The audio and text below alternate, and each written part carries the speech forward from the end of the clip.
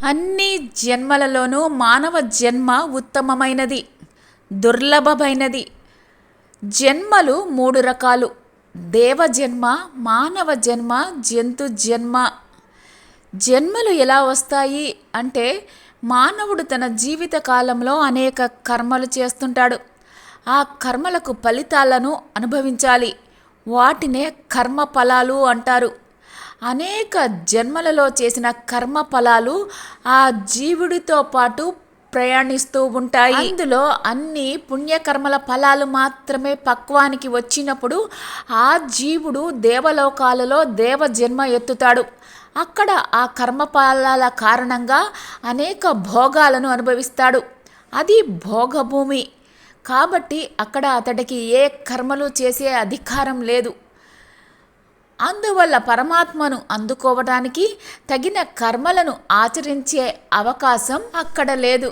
తన కర్మ ఫలాలను అనుసరించి భోగాలను అనుభవించి ఆ కర్మ ఫలాలు క్షయం కాగానే మళ్ళీ మర్త్యలోకాన్ని అంటే మానవ లోకాన్ని చేరుకోవలసిందే. మరలా మానవ జన్మనో జంతు జన్మనో ఎత్తవలసిందే. ఈ దేవ జన్మలో కేవలం మనోబుద్ధులు ఉంటాయి, కానీ కర్మ చేయటానికి సాధనమైన స్థూల శరీరం ఉండదు. ఇక అన్ని పాపకర్మల ఫలాలు మాత్రమే పక్వానికి వచ్చినప్పుడు ఆ జీవుడు జంతువులు, పశువులు, పక్షులు, క్రిములు, కీటకాలు మొదలైన జంతువులుగా నీచ యోనులందు జన్మిస్తాడు.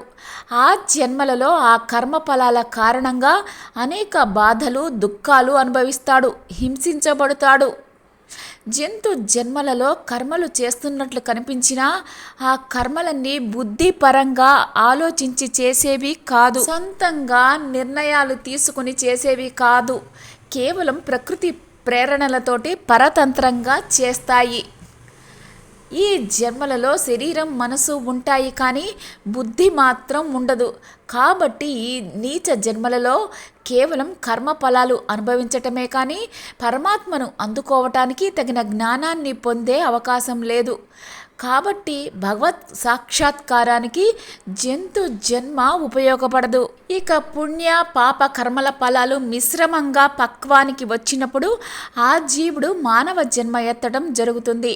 ఈ జన్మలలో పుణ్యకర్మల ఫలాల కారణంగా సుఖాలు, భోగాలు, ఆనందం అనుభవిస్తాడు.